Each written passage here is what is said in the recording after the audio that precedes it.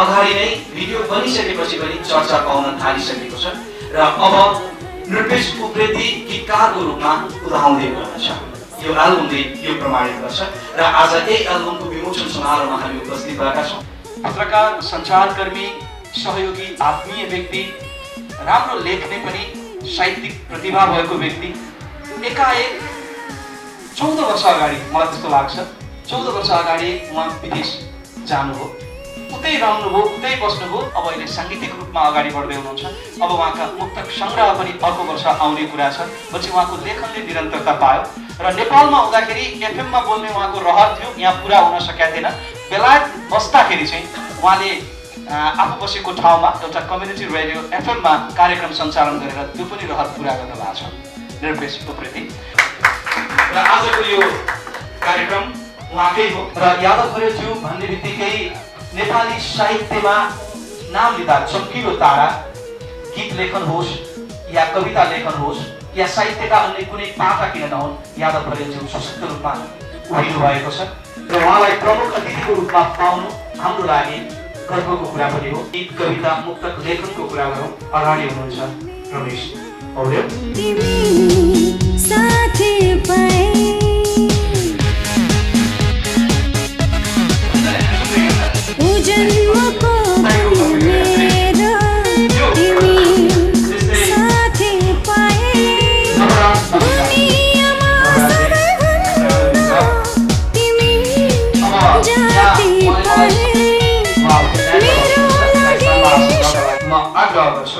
जो म्युजिक कम्पनीको अध्यक्ष पनि हुनुहुन्छ, द डिभाइन म्युजिकको अध्यक्ष अर्जुन पोखरेल। प्रमुख अतिथि यादव खरेल सर। त्यसपछि मलाई सानैदेखि नै उहाँको प्रोग्राम डोरेमी भन्ने प्रोग्राम हेर्दै मेरो मानसपटलमा म्युजिकको छाप छोडेको छ मलाई त्यो प्रोग्रामले। भरत साके दाई, जसलाई मैले स्कुल पढ्दाखेरि मजा आफू सानो बाल्यावस्थादेखि हेरेको छु। जस्तै रमेश सर र मलाई बाल्यकालमा अथवा म सानै हुँदादेखि नै त्यो टेली सिरियलका पात्रको प्रभाव मेरो मानसपटलमा अझसम्म उत्तिकै ताजा छ। सरिता, अझ म भाउजू भन्छु दिदीलाई, किनकि ऋषिदाई यहाँ छ, मैले ऋषिदाईलाई दाई भनेर सम्बोधन गर्छु। एकपछि अर्को चलचित्रमा मलाई विश्वासको साथ सङ्गीतकारको रूपमा लिनु भएको छ। दाईप्रति म आभारी छु।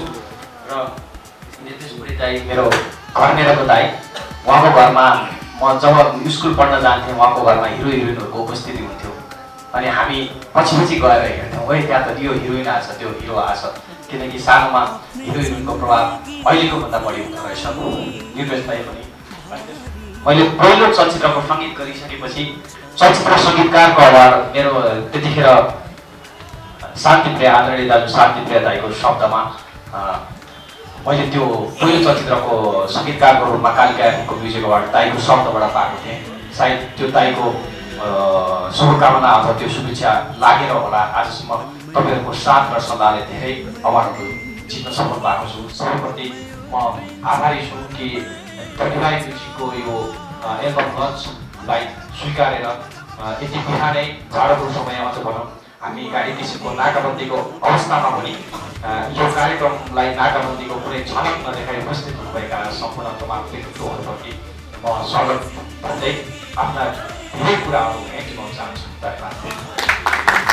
भोलिबाट यो एल्बम बिक्री वितरणमा आइ नै हाल्छ र विशेषतः अहिले एल्बम बिक्री वितरण भनेको पुस सेल नै हो र जे जति यो एल्बमको बिक्रीबाट अथवा पुस सेलबाट आउने हो त्यो रकम चाहिँ चितवनको चेपाङ बस्तीका बालबालिकाको शिक्षा दीक्षाका लागि खर्च गरिने कुरा छ। यो उल्लेख उद्देश्यका साथ उहाँसँगै विमोचन गरिदिनका लागि सार्वजनिक गरिदिनका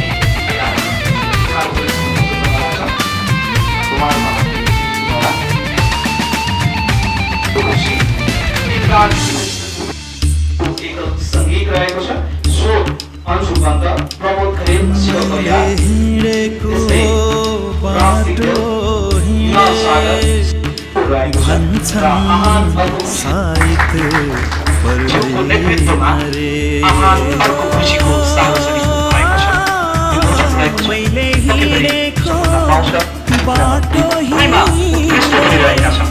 आफ्नै जिन्दगी गीत प्रमोद खरेल र शिव परियारले गाएको भन्छु वर्षको हिसाबमा भन्दा र यो गीतको भिडियो अहिले निकै चर्चामा पनि छ।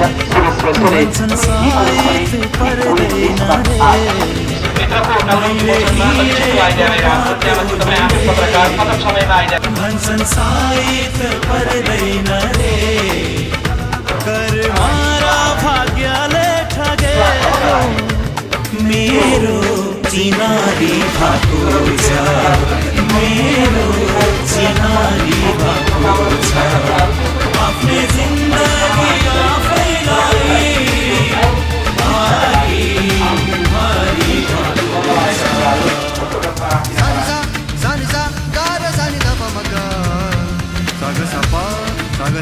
पत्रकारिताबाट आफ्नो अक्षरी खेती सुरु गरेका निर्देश उपाध्याय सक्रिय पत्रकारिता जीवन बिताएर विदेश भाषिएका भन्छु म चाहिँ विदेश भाषिएका हुन्। 1.5 दशक अगाडिभन्दा अगाडि नै आफ्नो बाइलाइन चाहे त्यो खरो पत्रकारिता होस् हार्डलाइन जर्नालिजम भन्छौँ हामी, त्यसमा बाइलाइनबाटै चिनेका नेप्रेस उप्रेती हृदयका यति कोमल छन् भन्ने कुरा 14 वर्षपछि परदेश फर्केपछि मैले थाहा पाएको यो आह्वान थाहा परेपछि।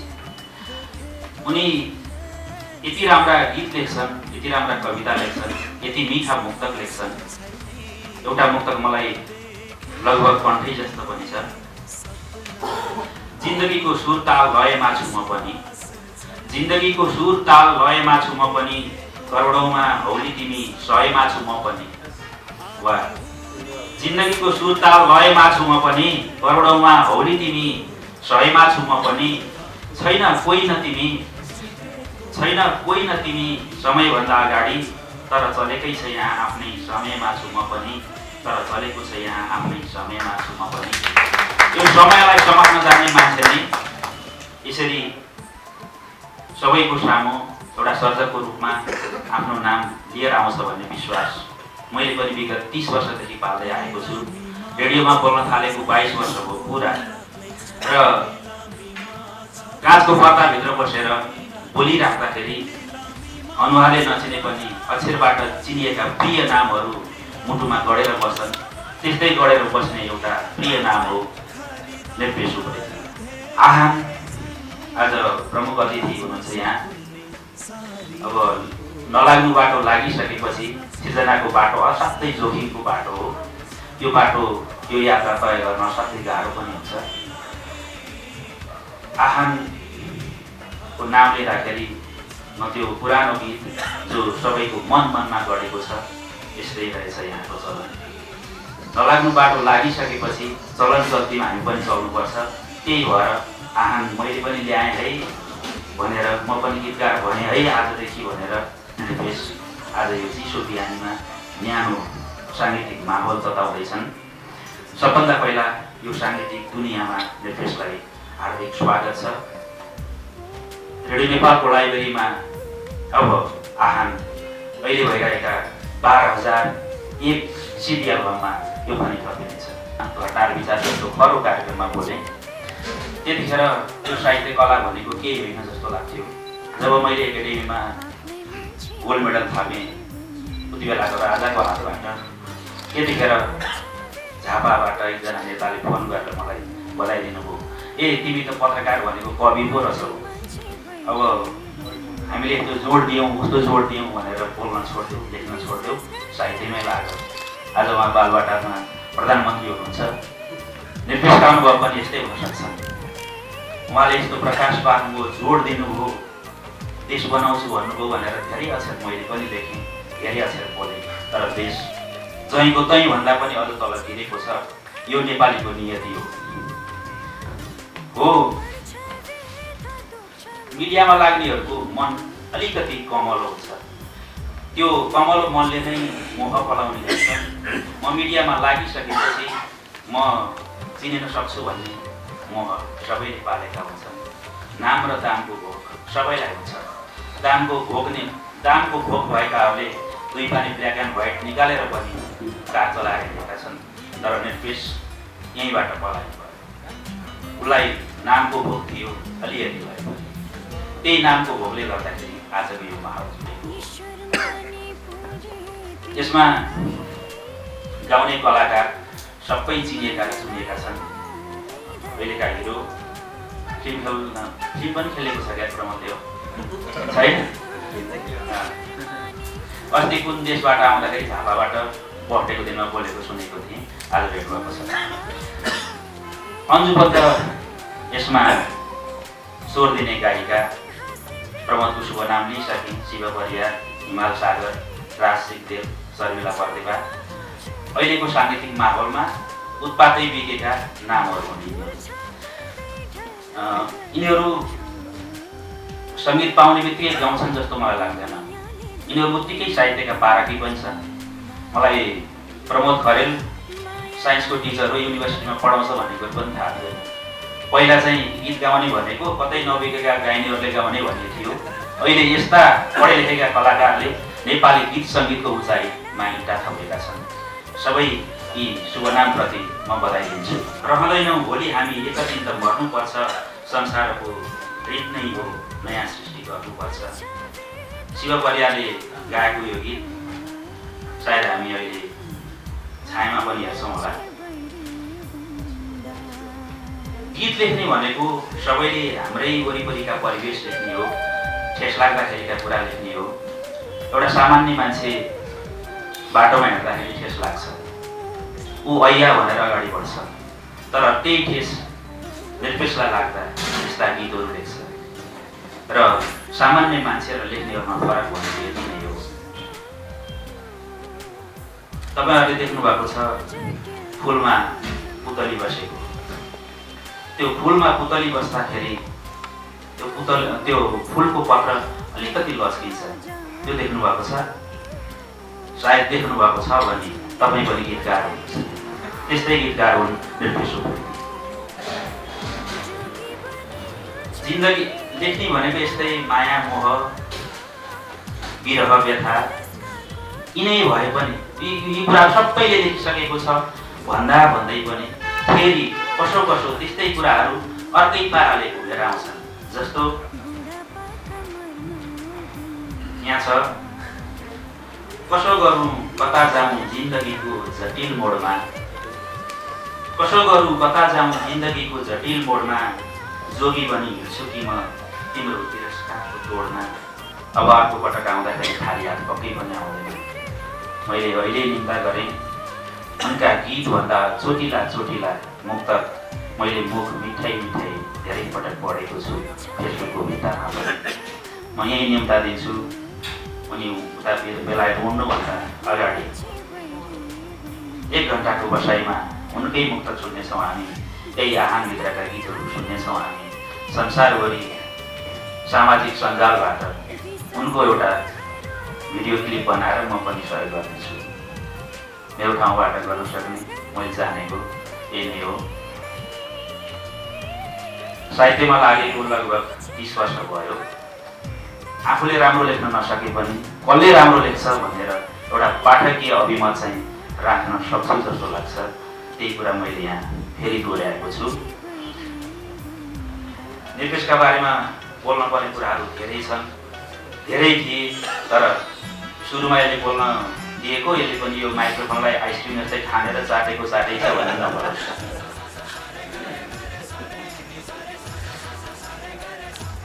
निर्पेशका यी गीतहरू सुनिसकेपछि र उनको ख्याति र प्रख्याति बुझिसकेपछि बुझ्नुभएको छ नि सन्तोषजी है, तपाईँ उतापट्टि बसिराख्नु भएको छ, मेरो नाम छुट्याएर रमेश दाइले भनेर नठान्नु होला है, मेरो हृदयमा हुनुहुन्छ तपाईँ। यी गीतहरू सुनिसकेपछि म संक्षिप्त समीक्षाका साथमा उनका यी साङ्गीतिक एल्बमलाई मेरै 4 पङ्क्तिहरूबाट अगाडि बढाउँछु। गीत केही विषयमा हो। कोमल भावनाको सुललित अभिव्यक्ति एउटा सुन्दर गीत हुन्छ। कोमल भावनाको सुन्दर अभिव्यक्ति एउटा सुन्दर गीत हुन्छ। गीत लतिका पनि हो, सङ्गीतको लहरामा लहरिँदै जाँदा उसैसँग प्रीत हुन्छ। राधिका यो पढ्नै छ मलाई, यो मुक्तक भन्दैछन् फेरि पनि यो सधैँ राम्रो मुक्तक रहेछ, रेडियोको किरै हुन्थ्यो भने अहिले पत्रकारितामा चाहिँ। कोमल भावनाको सुन्दर अभिव्यक्ति एउटा सुन्दर गीत हुन्छ। गीत लतिका पनि हो, उसैसँग लहरिँदै जाँदा उसैसँग प्रीत हुन्छ। प्राय अघोषित अनाम युद्ध चलिरहने यस धराधाममा, प्राय अघोषित अनाम युद्ध चलिरहने यस धराधाममा जित हुन्छ त मुटु सुने गीत सङ्गीतकै जित हुन्छ। जित हुन्छ त यस्तै गीत सङ्गीतकै जित हुन्छ। निर्पेशलाई पुनः बधाई र सबै निर्पेशका आफ्ना आफन्त र साङ्गीतिक मनहरूमा पुनः न्यानो स्वागत गर्दै मेरो समीक्षाका लागि भनेर बोलाउनु भयो, अलिक पर्किएर बोलेको भए यस्तै हो।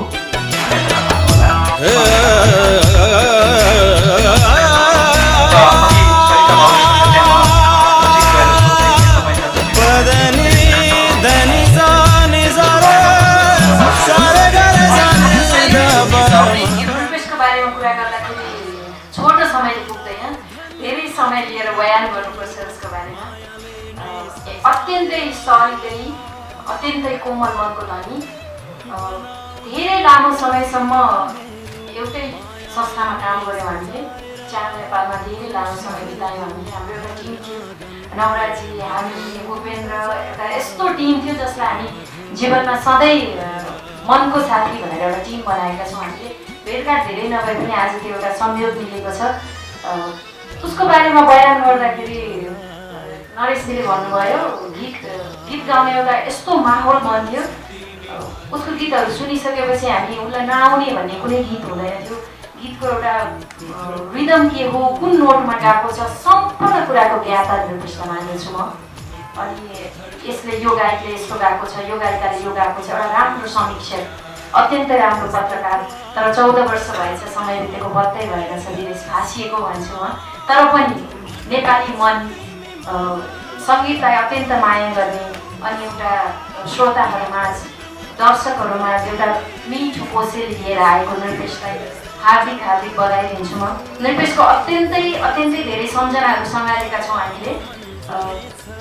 बिहेमा जन्ती जानु थियो, राति 10:30 बजे फोन आयो, भोलि तपाईँहरू जन्ती आउनुपर्ने छ। सडनली मेरो भएको थियो, बुढाहरू आउँदै हुनुहुन्छ, तपाईँहरू रेडी हुनु। 5:30मा जन्ती जानलाई एकदमै नारायणघाट चितवन जानुपर्ने, कस्तो के कहीँ खबर पनि छैन, कसरी जाने होला भन्ने दोधारमा परेको थियो ऋषिजी र म। निर्देशले हामीलाई यति धेरै आफन्त सम्झिँदो रहेछ कि बुवाले फोन गर्नुभयो निर्देशलाई, बुवालाई सम्झिन चाहन्छु म, बुवा हुनुहुन्न। त्यति बेला बुवा ढोकामा बाहिर गेटमा बस्नुहुन्छ, तपाईँहरू 12 बजी आउनुहुन्छ, लगन चाहन्छु, 12 बजी भए पनि आउनु होला भनेर निर्देशले त्यस्तो सहृदय र मनको भाइ हो मेरो। निर्देशको हरेक पाइलामा सफलता मिलोस्, हरेक पाइलामा सफल छ निर्देश, अत्यन्तै सफलता मिलोस्, अत्यन्तै शुभकामना प्यारो भाइ निर्देशलाई। Thank you very much. नाम भन्ने बित्तिकै मलाई पुरानो यादहरू सम्झेर, आज जति पनि साथीहरू पुरानो सम्झेर निर्देशले बोलाएछ, रियुनियन भएको छ भएको छ एक किसिमले। धेरै अर्थमा सम्झनु पर्दाखेरि धेरै साथीहरूलाई सम्झना गराउँछु। निर्देश चलचित्र पत्रकार सङ्घको संस्थापक सदस्य पनि हो। हामीले जुन बेला चलचित्र पत्रकार सङ्घ स्थापना गरेको थियो, त्यति बेलाको विधानमा सही गरेको व्यक्ति पनि एकजना हो। र त्यति बेलाको जुन बेलामा निर्देशले पत्रकारिता गर्थ्यो, अघि नरेशले पनि भनेपछि अलिकति खरो मान्छे चाहिँ भयो, त्यति बेला अलिकति खरो नै थियो। तर 14 वर्षपछि अहिले हाम्रो मैले पनि उनलाई त्योभन्दा 20 मा भेटे जस्तो सम्झना चाहिँ 14 वर्षपछि नै भेटेको आज। सबभन्दा बढी चाहिँ यो गीतले आए अर्को एउटा कुरा हो, तर भेट हुनु 14 वर्षपछि त्यसमा चाहिँ हिजोदेखि म रिक्वेस्टको फोन आइसकेपछि खुसी भएको छु। त्यस अर्थमा पहिलो कुरा त फेरि भेट भयो, त्यस कारणले गर्दाखेरि फोन गर्यो र आजको कार्यक्रम बोलायो, त्यसको निम्ति नृत्यलाई धेरै धेरै धन्यवाद भन्न चाहन्छु। र दोस्रो कुरा आज एल्बम आएको छ, मलाई पनि पहिला थाहा थिएन उनले गीत लेख्छ भने। केही महिना अगाडि जुन बेलामा फेसबुकमा उसको गीतहरूको कुरा आएको थियो, भिडियोको कुरा आयो, त्यसपछि रिक्वेस्टले पनि गीत लेखेको छ। अर्को कुरा चाहिँ विदेशमा बसेपछि चाहिँ यहाँ बस्नेहरूलाई भन्दा पनि बढी अहिले गीत लेख्ने भन्दा लेखिसकेपछि रेकर्ड गराउने र भिडियो बनाउने हामी कहाँ नेपालीहरूको ठुलो चलन गरेछ। रिक्वेस्ट त्यो भिडमा मात्र बसेको हो कि भन्ने किसिमको चाहिँ फेसबुकमा लागेको थियो। तर उनले आफ्नो जुन क्षमता छ त्यो क्षमतालाई राम्रोसँग उपयोग गर्न सकेकोमा रिक्वेस्टलाई धेरै धेरै बधाई दिन चाहन्छु। गीत मात्र रेकर्ड नगरेको आज एल्बमै निकालेको छ। यो निकाल्नु पर्ने पनि आवश्यकता किन रहेछ भन्दाखेरि गीत मात्र लेख्यो, भिडियो मात्र निकाल्यो भने त हराउने रहेछ। एल्बम निकालेपछि कम्तीमा पनि आफ्नो सृजना संरक्षित भयो भन्ने हुँदो रहेछ। त्यस अर्थमा पनि निर्देशकले जुन काम गरेका छन् त्यो काम अरू हामी धेरैको निम्ति पनि उदाहरणीय हुन सक्छ। त्यसको निम्ति पनि निर्देशकलाई धेरै धेरै बधाई छ। गीतको विषयमा गीत सुनेर समीक्षा गरेर सक्ने स्थिति मौका छैन, किनभने मैले गीतहरू सुनिसकेको चाहिँ छैन। जुन रूपमा उसलाई गीतकारको रूपमा र गीत लेखकको रूपमा जसरी सुन्नुपर्ने हो त्यो अर्थमा सुनिसकेको छैन। आजको एल्बम सुनिसकेपछि फेरि अर्को पटक उसँग फेसबुकमा अथवा अन्य भेटघाट हुँदाखेरि गीतको समीक्षा राम्रोसँग गर्न सकिन्छ। अहिलेलाई भने धेरै पछि भेट भएको, धेरै पछि साथीहरूलाई जम्मा गरेको, सृजना गर्ने क्षमतालाई प्रदर्शन गरेको, एल्बम निकालेको र एल्बम सफल हुने कामना चाहिँ रिक्वेस्टलाई धेरै धेरै शुभकामना दिन चाहन्छु। गरेको छु स्वीकार्न चर्को छोरी भने नि उसले यति धेरै गायो कि मैले सिटै चेन्ज गर्छु। यहाँदेखि भैरवासम्म ऊ 1 मिनट पनि रोकिएन, गीत गाई गर्थ्यो, हैरान पार्थ्यो वास्तव। यस हिसाबमा अहिले भने जस्तै ऊ गायक नै बन्नुपर्ने र गीतकारको रूपमा देखा पऱ्यो। तर मान्छे जहाँ भए पनि जसो भए पनि सफल भइरहन एउटा विधा समात्नै पर्छ। मान्छेको आफ्नो इच्छालाई दबाउनु भयो। 14 वर्षको वनवासपछि फेरि निर्देशक यहाँ आइपुगेको छ हालमा। पहिले पत्रकार भएर गएको थियो, अहिले गीतकार भएर आइपुगेको थियो। हाम्रो पत्रकारिता रुको छ। यसमा माथि हामी साहित्य सङ्गीतलाई इग्नोर गरिरहेका छौँ। साहित्य सङ्गीतले पत्रकारितामा विकास देखाउँछ। सृजनात्मक बन्न सक्यो भने त्यो लेखन अझै पठनीय हुन्छ। त्यहाँतिर अहिले पछिल्लो चरणको पत्रकारिता गइरहेको मलाई लाग्यो।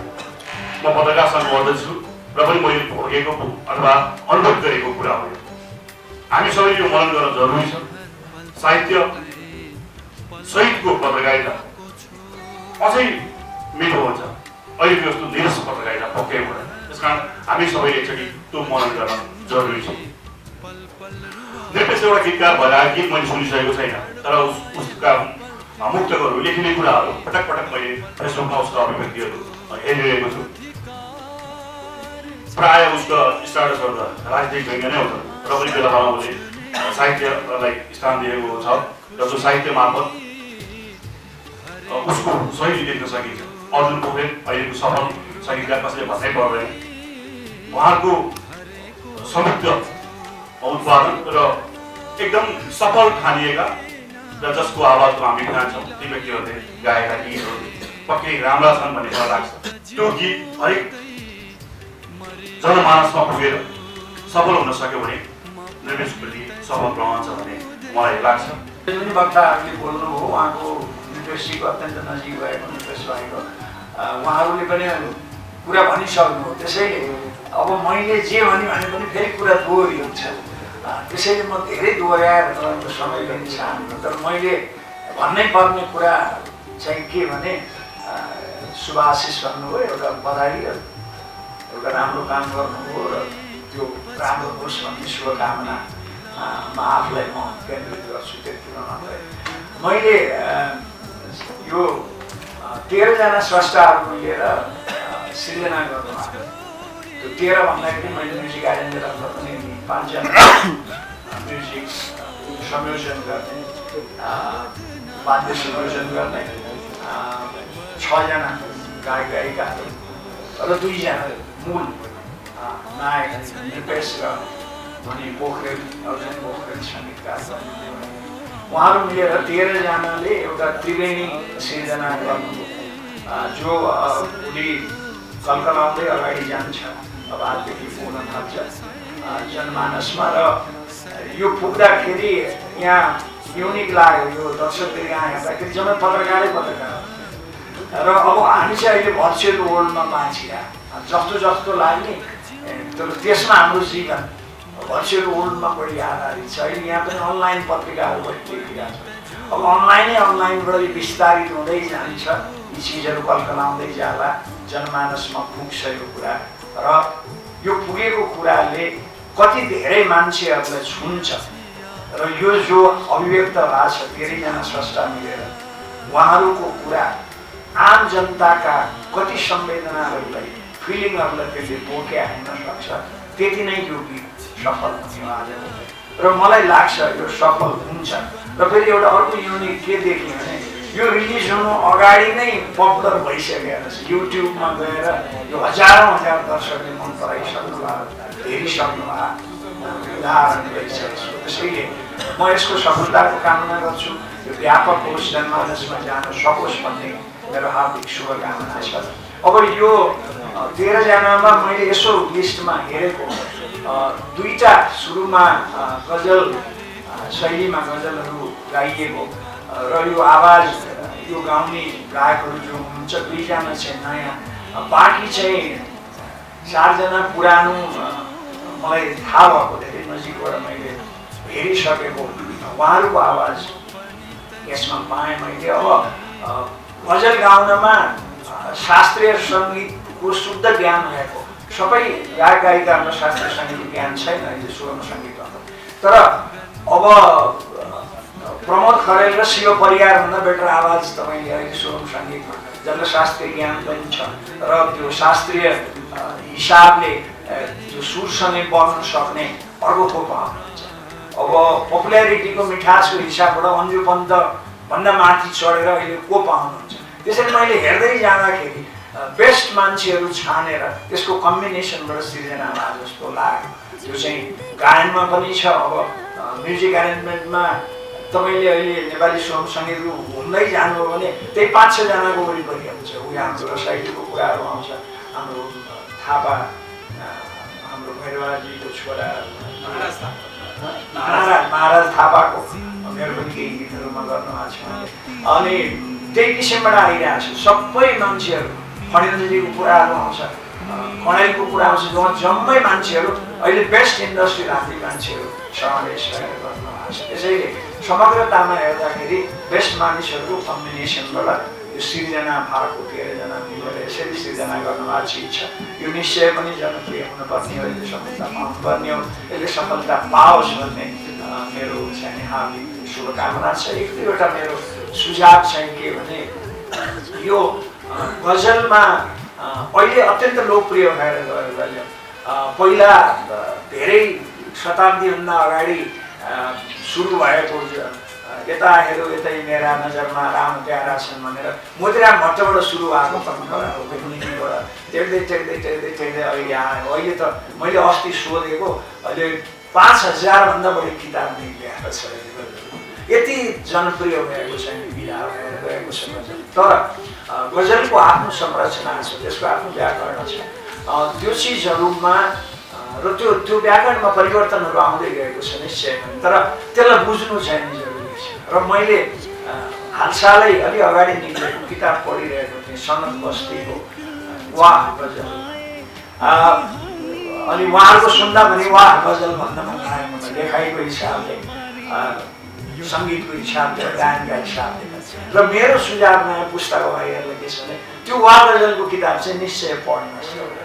यो डायस्पोराको जो एउटा समय थियो, जो नेपालीहरू बाहिर नेपाली लाहुर गयो भनेपछि मात्रै यसमा सीमित थियो भारतमा, धेरै अथवा बर्मा धेरै लिमिटेड ठाउँमा। तर अब अहिले यस्तो अवस्था आएको छ 70 झन्डै लगभग 70 देशहरूमा अहिले नेपालीहरूको बसोबास भनेका स्थितिहरू हुनाले आइसल्यान्डमा शुद्ध बसोबास गर्ने नेपालीहरू र एउटा डायस्पोराको एउटा नयाँ कल्चर सुरु भएको छ। अब तपाईँले अहिले लिट्रेचरमा हेर्नुभयो भने डायस्पोराको लिट्रेचरको एउटा बाढी आएको अवस्था छ र अब सङ्गीतमा नै त्यो देखिरहेको छ। म यहाँ देख्छु हरेक हप्ता जस्तो विभिन्न मुलुकमा बस्ने आप्रवासी नेपालीहरू यहाँ आएर अहिले म्युजिकको अहिले निकाल्न थाल्नु भएको छ।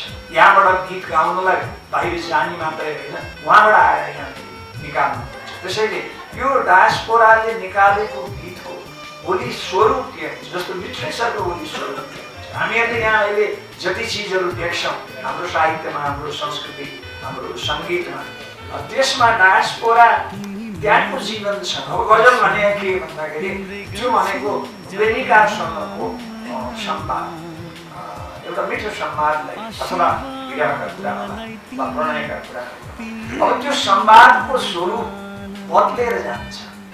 अब त्यो जीवनशैली बदल्छ। उसले लिने उपमा उपमेय, किनभने गीतमा आखिर आउने त प्रकृति, गीतमा आउने त जीवन, तपाईँले भोगेका अनुभूतिहरू र त्यो अनुभूति आइसल्यान्डमा बस्ने मान्छे, बेलायतमा बस्ने मान्छे, अमेरिका वा कुनै पनि गल्फ कन्ट्रीमा बस्ने मान्छे र नेपालमा बस्नेका प्रतीकहरू के होला, उपमाहरू के होला, अभिव्यक्तिका शैलीहरू के होला। र यो कुरा अहिलेभन्दा भोलि 20 वर्ष वा 30 वर्षपछि नयाँ पुस्ता आयो भने त्यो डायस्पोराको एउटा बेग्लै धारहरू सुरु हुन्छ र त्यसको स्वरूप के हुन्छ, त्यो मलाई एकदम रमाइलो के स्थिति आउला भनेर म कल्पना गरिरहेको छु। यो भाइको सुन्दा अहिले बाहिरबाट आएर यो गर्दाखेरि पनि यो नेपाली पढ्नेमै लिएर नेपाली उपमा उपमेय र एउटा सशक्त किसिमबाट आएको देखि यसमा। र मेरो फेरि पनि शुभकामना छ। अनि अर्जुन पोखरेल भाइको धेरै पपुलर भइसकेको, यति गरिसक्नु भएको छ। मलाई त्यति धेरै ज्ञान थिएन, धेरै उहाँका हिट सङ्गहरू छ। अहिले पछि मैले भेटेपछि अनि यसो हेर्न थालेँ, यत्रो गरिसकेँ। म चाहिँ अलि बुढो भइछु कि यसो तपाईँ समयले छोडे हो, नयाँ पुस्तासँग यति पपुलर। अनि मैले चाहिँ त्यति याद नगरेको छु, तर अत्यन्त प्रतिभाशाली त्यो देखिन्छ। सङ्गीत कम्पोजिसनबाट त्यो कुराहरू चाहिँ देखिएको छ। एउटा दुईटै प्रतिभाशाली सशक्त अभिव्यक्ति भएका सङ्गीतकार, गीतकार उहाँहरूको र गायिका यसै पनि पपुलर हुन्छ गायिका, उहाँहरूको दुवैको सफलताको कामना गर्दछु।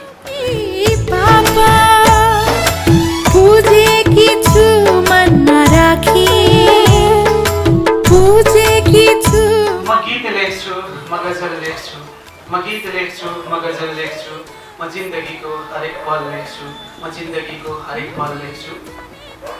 सोचेर लेख्छु, सम्झेर लेख्छु, सोचेर लेख्छु, सम्झेर लेख्छु, म मनले लेख्छु र त निश्चल लेख्छु, म मनले लेख्छु र त निश्चल लेख्छु। नमस्कार। मेरो आमन्त्रणलाई स्वीकारेर, मेरो मात्रै भन्दिनँ, हाम्रो अर्जुन पोखरेलजीको आमन्त्रणलाई स्वीकारेर अहिले अन्जुजी हुनुहुन्छ, प्रमोदजी हुनुहुन्छ, हिमालजी हुनुहुन्छ र आहान अर्को खुसीको सम्पूर्ण टिमको आमन्त्रणलाई स्वीकारेर यहाँ आउनुभएका सम्पूर्ण तपाईँहरूलाई मेरो नमन। र आजको कार्यक्रमको प्रमुख अतिथि मैले सधैँ मान्ने, मैले श्रद्धा गर्ने, जसबाट मैले प्रेरणा पाएको छु, श्रद्धेय यादव खरेलज्यू, रमेश पौडेलज्यू। निकै लामो समयदेखि उहाँको र मेरो चिन्जान र निकै लामो समयदेखि मैले उहाँको आवाज सुन्दै आएको छु, उहाँबाट प्रभावित छु, उहाँबाट धेरै सिक्दै आएको छु। अब फर्किनुपर्छ पछाडि सबै नाम लिनलाई चाहिँ। त्यसै गरी शान्ति प्रिय दाई र मेरो सम्बन्ध त उहाँले अगाडि भनिसक्नुभयो। हामी यति नजिक छौँ कि म बयान नै गर्न सक्दिनँ। सरिताजीको बारेमा के भनौँ, हामी सिर्फ एउटै आमाको कोखबाट जन्मिएनौँ।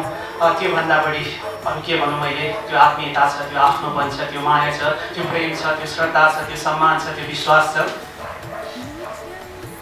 भरत दाईबाट मैले धेरै सिकेको छु। पत्रकारितामा म लाग्दाखेरि उहाँले पनि मलाई बेला बेलामा लड्न खोज्दाखेरि डोर्याउनु भएको छ र भरत दाईप्रतिको त्यो मायाप्रति म सधैँ कृतज्ञ छु र मैले एउटा सम्मान गर्ने नाम हो भरत दाई। त्यसै गरी मैले अर्जुन पोखरेलको बारेमा के भनौँ, अहिले उहाँको सङ्गीतले बोल्छ, आफ्नै जिन्दगी आफैलाई भारी भएको छ, त्यसले बोल्छ, बोल्नै पर्दैन। र अर्जुनजीको बारेमा मैले भन्नुपर्दाखेरि मैले जब गीत कसरी लेख्ने भइदियो अलिकति म पछि एक्सप्लेन गर्नेछु, तर त्योभन्दा अगाडि मलाई अब गीत सार्वजनिक गर्नु थियो, गीत रेकर्ड गराउनु थियो र अलिकति सङ्गीत कर्ममा त मैले नगरे पनि राम्रो सङ्गीत श्रोता हुँ, राम्रो सङ्गीत समीक्षक हुँ र कोसँग काम गर्नुपर्छ भन्दाखेरि मलाई त्यही फरक शैलीको सङ्गीत चाहियो, त्यही ठर्रामा त्योभन्दा अलिकति बाहिर हटेर अलिकति राम्रो पृथक सृजना चाहियो र त्यो बेला मैले केही गीत सङ्गीतहरू चलेका गीतहरू सङ्गीतहरू सुने र ती गीत सङ्गीतहरू सुन्दाखेरि मलाई के लाग्यो भने 2-4 गीत सुनेर यो गीत यो मान्छेलाई गराउँदा ठिक होला भनेर उहाँको बारेमा मैले खोज्दै गएँ। खोज्दै जाँदाखेरि नम्बर पाएँ, कुरा भएपछि घर कहाँ भन्ने कुरा आयो। उहाँले चितवन भन्नुभयो। चितवन त म पनि चितवन अनि चितवन कहाँ भन्दाखेरि पिठुवा भन्नु होइन होला भनेर मैले जिस्केँ। उहाँले हो भन्नुभयो। ल त्यसमा पिठुवा कहाँनिर भन्नुभयो, मारापुर भनेर भन्नुभयो। अनि कहाँ पढ्या भनेर मैले सोधेँ। पिठुवा स्कुलमा भनेर भन्नुभयो। अनि पिठुवा स्कुलमा भएपछि कति सालको एसएलसी भने उहाँले मभन्दा 5 सालका जुनियर हुँदो रहेछ। अनि 9 र 10मा पढ्दाखेरि त्यो साइडबाट बसेर उतापट्टि सबैभन्दा ठुलो शरीर के अरे बगैँचा कस्तो हुन्थ्यो भन्दाखेरि त्यो बगैँचा हामी लिची चोरेर खान जान्थ्यौँ स्कुल पढ्दाखेरि भनेर भन्नुहुन्थ्यो होइन। ओहो तिमी त मेरो भाइ रहेछौ, मभन्दा 7-8 वर्ष पछाडि स्कुल पढेको र उहाँले मेरो परिवार सबैलाई चिन्नु भएको छ, त्यस गरी मेरो दाइ यसमा हुनुहुन्छ। तर उहाँको के भन्दाखेरि उहाँको सङ्गीतले गर्दाखेरि त्यो नाता त पछि आएर जुडेको, पछि मैले थाहा पाएको उहाँको सङ्गीतले गर्दा नै हामीले सँगै काम गऱ्यौँ। र आज म यहाँ बोलिराखेको छु, मेरो मस्तिष्क बोलिराखेको छ, मेरो मुख बोलिराखेको छ, मेरो तन यहाँ उभिएको छ। मन त ऊ त्यहाँ सुब्रत र कृष्णको बिचमा छ, किनकि म पनि पत्रकार हुँ। ऊ त्यहाँ राजन घिमिरेसँग छ, मेरो मन तिनै छ, म तिनै छु। र कहिलेकाहीँ आफै झुकिन्छु जस्तो लाग्छ कि यो प्रोग्रामको होस्ट म हुँ कि म पत्रकार एउटा कार्यक्रममा पत्रकारिताको हिसाबले रिपोर्टिङ गर्न आइरहेको छु कि जस्तो लाग्छ। र आज यो कार्यक्रम नितान्त पारिवारिक जस्तो लाग्छ, किनकि परिवार पत्रकारिताको कर्म जसमा मैले लगभग लामो समय बिताएँ। उहाँहरू सबै मेरो परिवार हुनुहुन्थ्यो, उहाँहरूसँगै छु र मञ्चमा जो आसीन हुनुहुन्छ उहाँकोहरूकोबाट कसैबाट आशीर्वाद, कसैबाट प्रेरणा, कसैबाट के कुरा मैले सिकेको छु, केही कुरा मैले जानेको छु। र त्यसैले गर्दाखेरि अब समीर त्यहाँ छ, भूषण त्यहाँ छ, नयाँ पत्रकारितामा जो नयाँ साथीहरू आउनुभयो उहाँहरूसँग पनि एउटा सासू बुहारीको जस्तो हुन्छ है, पछि भित्रको म नहुँदाखेरि हो, तर पछि आउनुभएको भएर एउटा त्यो सम्बन्ध त्यो आत्मीयता छ। र सबैलाई मेरो एकपटक म नमन भन्न चाहन्छु। हो लामो समय पत्रकारितामा बिताएँ, त्यसपछि जीवनलाई नयाँ ढङ्गले अनुभव गर्ने एउटा सोच आयो र अनि उहाँले भन्नुभएको थियो अलिकति हठी कि हो अहिले पनि म हठी छु, त्यही भएर अहिले एल्बम नचल्ने बेलामा पनि 8वटा 9वटा गीत ल्याएर म सार्वजनिक गरेको छु। र त्यसै क्रममा विदेश थिएँ, मलाई आफ्नै कारण छन्, एउटा लाइफलाई कसरी आउट एक्सप्लोर भनेर विदेश गएँ। विदेश गएपछि सपना धेरै ठुला थिएनन्, साना सपना थिए, त्यही भएर सुखी छु, खुसी छु। र ती साना सपनाहरू पुरा भएपछि अब ठुलो सपना देख्ने मैले रहर लागेन, किनकि यी सपनामा रमाउनु पर्छ भनेर म त्यसैमा लागि परेँ। तर त्यसो हुँदाखेरि के भयो भन्दाखेरि लाइफ एउटा ट्र्याकमा चलिरह्यो र अलिकति मोडल हुन सायो, अलिकति एक्साइटमेन्ट हुन छोड्यो। अब के गर्ने भन्दाखेरि यो मान्छे त म आफैलाई कहिले के गर्थिस् त निर्देश पहिला भनेर आफैलाई सोधेँ। स्कुलदेखि कविता लेख्थिस्, हिन्दी गीतलाई नेपालीमा बनाएर गाउँथिस्, अङ्ग्रेजी गीतलाई नेपालीमा बनाएर गाउँथिस् र हिन्दी गीतलाई अङ्ग्रेजीमा बनाएर गाउँथिस्। त्यस्तै क्रममा धेरै लेख्थेँ, अरूथ्यो, जान्थ्यो। र यसै बिचमा ती फेरि लेख्दाखेरि मलाई आनन्द आयो र केही गीतहरू लेखियो, तर रेकर्ड गर्ने सोच आएन। एउटा गीत लेखियो अनि आफैले लाग्यो रेकर्ड गरौँ न, यति राम्रो लेखिएको छ भनेपछि त्यही भएर मैले अर्जुनजीलाई खोज्दै जाँदाखेरि पुगेँ र मैले अर्जुनजीलाई भने अर्जुनजी यो गीत त मैले अन्जु पन्तजीको लागि लेखेको हो, किनकि सायद अन्जु पन्तजी गीत गाउनु हुँदैन थियो होला त म गीत लेख्दैन थिएँ होला, किनकि अन्जु पन्तजीको आवाजले गर्दाखेरि उहाँको ठुलो काम भइसकेको थिएँ। र त्यो गीत लेखेँ अनि गीत लेखेपछि अर्जुन पोखरेलजीलाई मैले त्यो गीत पठाएँ। गीत पठाएपछि अर्जुनजीले भन्नुभयो, अर्जुनलाई भने मैले अन्जुजीलाई गाउनुको लागि लेखेको हो। 2 दिनपछि अर्जुनजीसँग फेरि कुरा भयो। अन्जुजी पनि आफ्नो जीवनको आरोहमा हुनुहुन्थ्यो, सधैँ घाम मात्रै हुँदैन, पानी पनि पर्छ। अनि यो त कहिलेकाहीँ त अलिअलि अन्जुजीसँग मिल्छ कि जस्तो लाग्यो होइन। र हामी त्यो गर्नुभयो, मलाई आफैलाई खुसी लाग्यो र त्यही गीत पहिलो रेकर्ड भयो। तर त्यो गीतको पनि हामीले म्युजिक भिडियो बनाएका छौँ। आफ्नो आवाज दिएर मेरो गीतलाई जीवन्तता दिनुभएको छ उहाँहरूप्रति फेरि एकपटक मेरो नमन। र बेलायतमा बसेर पनि डायस्पोराबाट नेपाली गीत सङ्गीतलाई निकै ठुलो सहयोग भएको छ। तर मैले पैसा भएर यो गीत लेखेको होइन, गीत सार्वजनिक गरेको होइन, तपाईँहरूमा ल्याएको होइन। एउटा आत्मसन्तुष्टिको लागि र 14 वर्ष मेरो पैसा हरायो, के गर्यो कसो गर्यो भन्दाखेरि एउटा फरक रूपमा आउन त एउटा फरक शैलीमा आऊ। र यो क्षमता मसँग थियो, क्षमताको कुन चाहिँ लेभलमा क्षमता छ भन्ने कुरो त्यो मलाई थाहा छैन, तर क्षमता चाहिँ थियो। जस्तै यादव खरेजीको क्षमताले आकाश छुन्छ होला, हामी भर्खरै उड्दैछौँ, त्यो छुटेको हो, तर त्यो क्षमता थियो होइन। र त्यही क्षमतालाई अलिकति अगाडि बढाउँ र भन्ने हिसाबले ल्याएको हो। यो गीत सङ्गीतलाई ल्याउँदाखेरि म अहिले यहाँ उभिएको देख्नु भएको छ, अलिअलि दोब्रिएको पनि छु किनकि अवस्था यस्तै छ, सुन्ने बढ्ती खोज्छ तर पनि हामीले पुस सेयर गर्ने भनेका छौँ। जस्तो कि मेरो भान्जा हुनुहुन्छ यहाँ राजु सापकोटा इङ्ल्यान्डमा हुनुहुन्छ, जस्तो कि सबैतिर मान्छेहरू हुनुहुन्छ। हामी एउटा उत्कर्षको लागि यो एल्बम रिलिज गर्दैछौँ र अघि नरसिंहले मेन्सन गरिसक्नु भएको छ र पुस सेयर गर्छौँ हामी। एउटा एल्बम दिनुहोस्, राम्रा गीत सङ्गीत सुन्नुहोस्, हिमाल सागर, प्रमोद खरेल, मन्जु पन्त, शिव परियार, राजशेखरका मिठा आवाजहरू सुन्नुहोस् र एउटा अशिक्षित आज हामी सुखमा छौँ र हाम्रो एउटा सानो स्वरले त्यहाँ केही परिवर्तन आउन सक्छ भनेर हामी पुस सेयर गर्दैछौँ र त्यसबाट उठेका सम्पूर्ण रकमहरू हामीले चितवनका चेपाङ बस्तीका बालबालिकाहरूलाई दिने निर्णय गरेका छौँ। र यसमा अलिकति म भावनात्मक पनि छु किनकि म चितवनको पिठुवामा जन्मेको र पिठुवामा हुर्केको ती चेपाङहरू आउँथे, त्यो नहरको बाटो थियो, चिउरी बेच्न आउँथे र उनीहरूसँग चिउरी किनेर हामी खान्थ्यौँ। चिउरी पनि अर्थ हुन्थ्यो, चामल दिन्थ्यो उनीहरूले, त्यही अनुसारमा हामीलाई चिउरी दिन्थे र उनीहरूको जीवनस्तर कस्तो छ भन्ने कुरा हामी सबैलाई थाहा छ। र त्यही भएर त्यही सोचले यी चेपाङहरूलाई जस्तो जहाँबाट मेरो एउटा बालकपन थियो र मैले तिनीहरूलाई देखेरै हुर्केको हो। जब तपाईँको बर्खा लाग्ने बेला हुन्थ्यो होइन, तलका हाम्रा थारूहरू माथितिर केरालेर जान्थे र जब हिउँद लाग्थ्यो उहाँहरू चिउरी लिएर तल झर्नुहुन्थ्यो। एउटा थारू र चेपाङ बिचको मित्रता थियो, त्यो वातावरणमा हुर्केको मान्छे म, त्यही भएर त्यही केही गरौँ भन्ने एउटा सोच आयो। र अब त धेरै कति बोल्नु, धेरै कुरा त बोलिसके, सबै वक्ताहरूले बोलिसक्नु भयो। अनि रमेशजीले भन्नुभएको एउटा कुरालाई म यहाँ कन्टिन्यू गर्न चाहन्छु कि यो एल्बम पछि मेरो अर्को प्रयास हुनेछ एउटा मुक्तक सङ्ग्रह निकाल्ने। झन् 100-200 एउटा मुक्तक अलरेडी मसँग छन्, संरक्षित छन् र अर्को 150-200 एउटा मुक्तक लेखिसकेपछि हामी एउटा पुस्तकको रूपमा ल्याउनेछौँ। हुनसक्छ अर्को 1 वर्षपछि हामी यसै गरी यही हलमा फेरि जम्मा हुनेछौँ। त्यो दिन गीत सङ्गीतभन्दा अलिकति फरक मुक्तक र मेरा मुक्तकहरू माया प्रेम त हुन्छन् नै, अलिकति राजनीतिक व्यङ्ग्य पनि हुन्छ। त्यसै क्रममा एउटा 4 लाइन सुनाउन चाहन्छु। अहिलेको समसामयिक विषय कस्तो छ? लोकतन्त्र भन्छन् विधिको शासन छैन, लोकतन्त्र भन्छन् विधिको शासन छैन, जनतालाई पेटभरि खान पुग्ने रासन छैन, जनतालाई पेटभरि खान पुग्ने रासन छैन। घरकालाई नै चकटी नपुगेको संविधानमा, घरकालाई नै चकटी नपुगेको संविधानमा निर्लज्ज छिमेकी सोध्छ मलाई सिंहासन छैन, निर्लज्ज छिमेकी सोध्छ मलाई सिंहासन छैन। हरेक रसका एउटा मुक्तक सङ्ग्रह निकाल्ने योजना छौँ। त्यसको लागि म रमेश पौडेलजीप्रति आभार छु। उहाँले प्रेरणा हो, किनकि नत्र म ट्विटर र फेसबुकका मुक्तकहरूमा मात्रै सीमित हुन्थेँ। उहाँले अध्ययन गर्नु होइन, राम्रा चाहिँ त पुस्तकको रूपमा निकाल्नुपर्छ र यिनै गुण बाँचिरहने भन्नुभयो। र अलिकति भावनात्मक पनि भएँ, अलिकति हडबडाहट पनि भयो होइन, के बोलेँ मलाई थाहा छैन, तर धेरै बोलेको भए माफी चाहन्छु।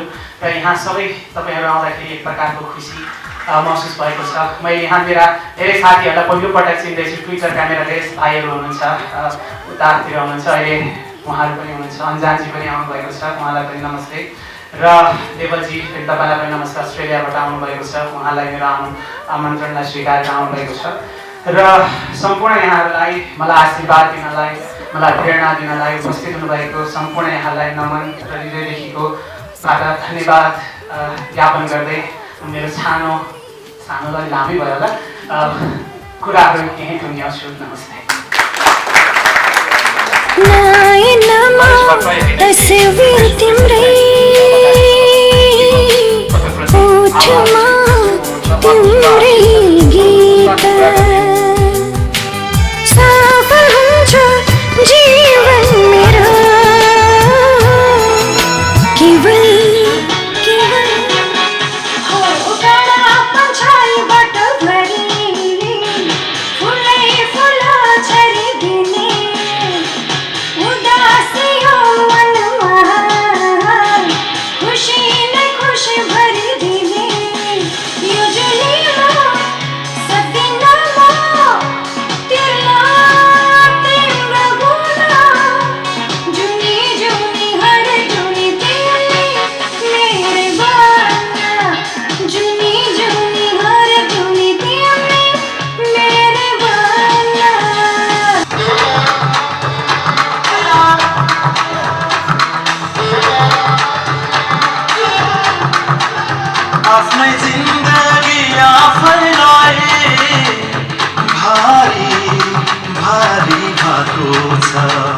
पलमै उत्रिन्छ पलमै डुब्छ।